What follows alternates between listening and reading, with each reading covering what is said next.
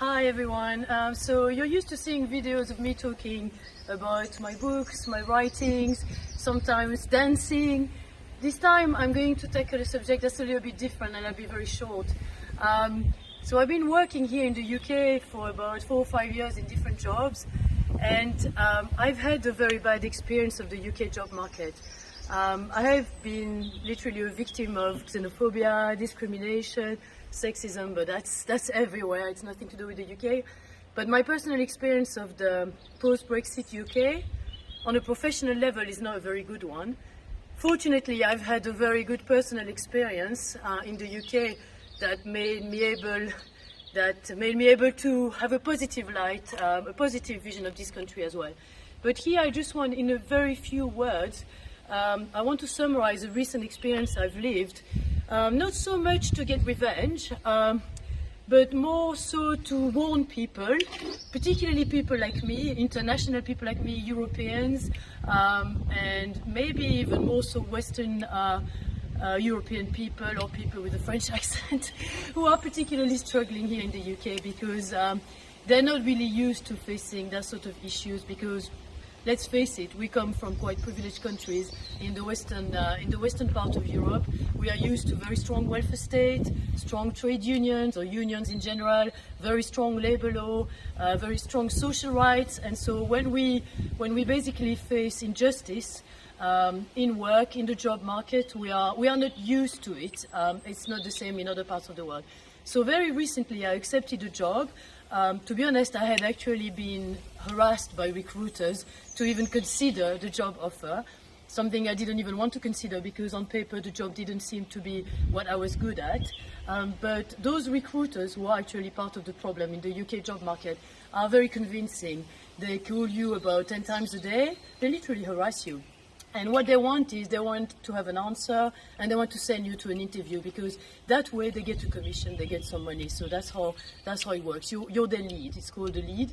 And so a bit naive still, although I know the British job market really well now, I accepted to talk about the job, to have the interviews, and the job was offered to me. I knew from the start it didn't seem like a job I could do or I would be interested in, but I decided to give it a go. Many things were not as they were supposed to be. I had to do a lot of things that were not what had been offered to me on paper. So I was disappointed, I didn't really like it, and I decided to leave. I handed my notice. Obviously I signed a contract, it was a permanent contract, very normal on paper, with sick pay, which is actually amazing in the UK because all the other jobs I had involved no sick pay, which is something, again, coming from a privileged Western European country for permanent contracts, which is quite exceptional, quite rare. But in this country it's very common because the labor law and the social rights are not very developed. So I accepted the job, but in the end I decided to leave.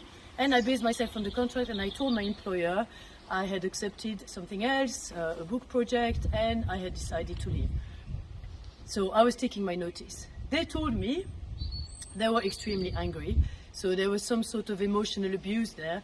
They basically told me for about 15 minutes on the phone that I was putting them in a terrible situation, that they were going to lose half of their revenue, and that because of them they were going to probably have a lot of losses and maybe lose a big client. It made me feel horrible, but I thought, I'm using my rights as an employee. I don't like the job, I'm maybe not very good at it anyway, and I'm going to leave. They gave me my notice, they told me I didn't have to work during my notice and they would pay me in lieu of notice. On the day I was supposed to be paid, I realized I hadn't been paid. It might make other people laugh because after talking about it to unions and activists, I realized it is more common than I thought, but those employers decided to not pay me. So I had worked a whole month, I had been trained for several weeks, I had done some work for them, they just decided to not pay me. Obviously I sent emails, I threatened them. They finally replied to me saying to me that they thought they didn't need to pay me because I hadn't worked enough, etc., and they invented a lot of things. And then all of a sudden I felt extremely helpless because I realized that unless I was ready to sue them, to take a lawyer, those rights that had been given to me by years and years and years of fights in the past and that are actually written in the British law. So this right that obviously if you've worked for someone, they have to pay you, particularly if you have a contract. Those rights mean nothing unless you have the money, the financial resources, or the contacts or the networks to be able to implement them. So if you can't pay a lawyer, those rights are worth nothing. And I realized they know that. They obviously know that. So they are using their power to exploit me, not only during the work, because I'm not even talking about the kind of work that it was, but even afterwards, even when I leave the job. And so obviously now I've made contacts within unions, and I'm probably going to take a union and to try and get some sort of compensation. But I just want to share this story to whoever has taken the time to listen to me. And I hope that some people, particularly people who are willing to travel to the UK, I know it's not many of you from Belgium, France, or the rest of Western Europe who want to come to this country, and I think you are probably right to not want to give it a go, because it's an extremely capitalistic jungle, and unless you have a lot of support, it's a very, very hard place. So thanks for listening to me, and I wish you a good day.